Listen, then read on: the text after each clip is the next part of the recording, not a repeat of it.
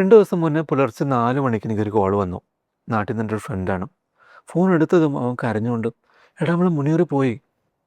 പെട്ടെന്ന് ഇടത്തും ചെന്നൊരു കൊള്ളിയാമൻ എന്ന പോലെ തോന്നി എനിക്ക്. എൻ്റെ ബെസ്റ്റ് ഫ്രണ്ട് മുനി, അവൻ ഇനിയില്ല. പെട്ടെന്നൊരു സ്ട്രോക്ക് വന്നതാ. ഒരു മുന്നറിയിപ്പ് നിന്നില്ല. യാത്ര പോലും പറയാൻ കഴിഞ്ഞില്ല. ഞാൻ ആദ്യത്തെ ഫ്ലൈറ്റ് തന്നെ നാട്ടിലേക്ക് തിരിച്ചു. ഖബറടക്കം രാവിലെ 11 മണിക്ക് കഴിഞ്ഞിരുന്നു. ഞാൻ എത്തിയപ്പോൾ രാത്രി 8:30 മണിയായി. നേരെ അവൻ്റെ ഖബറത്തിലേക്കാണ് പോയത്. കുറേ കരഞ്ഞു, ഉറക്കെ കരഞ്ഞു. അവന് വേണ്ടി പ്രാർത്ഥിച്ചു.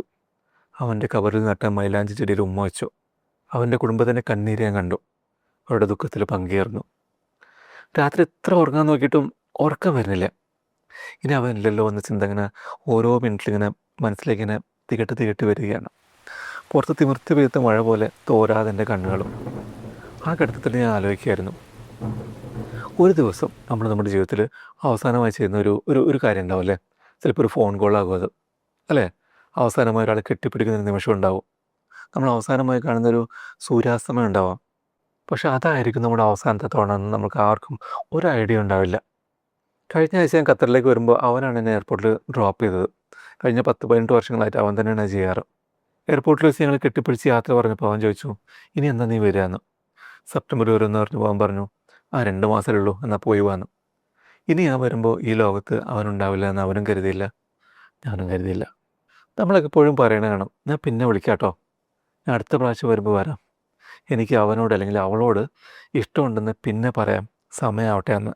പക്ഷെ പിന്നെ എന്ന് പറയുന്ന ഒന്ന് നമ്മുടെ ആരുടെ ലൈഫിലും ഒരു ഗ്യാരണ്ടി ഇല്ലാത്ത ഒന്നാണ്, ഒരു ഉറപ്പും ഇല്ലാത്ത ഒന്നാണ്. അതുകൊണ്ട് പറയാനുള്ളത്, ഇനി വെറുതെ ഒന്നിനു വേണ്ടി കാത്തിരിക്കരുത്. നിങ്ങൾ സ്നേഹിക്കുന്നവരെ ഇന്ന് തന്നെ ഫോൺ എടുത്ത് വിളിക്കുക. നിങ്ങളുടെ കുടുംബത്തോടൊപ്പം ഇന്ന് തന്നെ സമയം ചിലവഴിക്കുക. നിങ്ങളുടെ കുട്ടികൾക്ക് നിങ്ങളുടെ സമയം കൊടുക്കുക. മനസ്സിൽ ദേഷ്യം വെച്ചുകൊണ്ടിരിക്കുന്ന ആ ആളോട് ഇന്ന് തന്നെ ക്ഷമിക്കുക. ആരുടെങ്കിലും ഇഷ്ടമുണ്ടെങ്കിൽ അത് ഇന്ന് തന്നെ തുറന്നു പറയുക. ആരെങ്കിലും മിസ് ചെയ്യുന്നുണ്ടെങ്കിൽ അത് പറയുക. കാരണം ഒരു ദിവസം നമ്മൾ ജീവിച്ചുകൊണ്ടിരിക്കുന്ന ഈ നിമിഷങ്ങളൊക്കെ പെട്ടെന്ന് നമ്മുടെ അവസാനത്തെ നിമിഷങ്ങളായിട്ട് മാറും, നമ്മൾ ഒരിക്കലും പ്രതീക്ഷിക്കാത്തൊരു സമയത്ത്. അതിനുശേഷവും അല്ലെങ്കിൽ നമ്മൾക്ക് ശേഷവും ഈ ലോകം അതിൻ്റെ വഴിക്ക് ഇങ്ങനെ പോയിക്കൊണ്ടിരിക്കും. എല്ലാവരും എല്ലാം മറക്കും, അല്ലേ മുനി?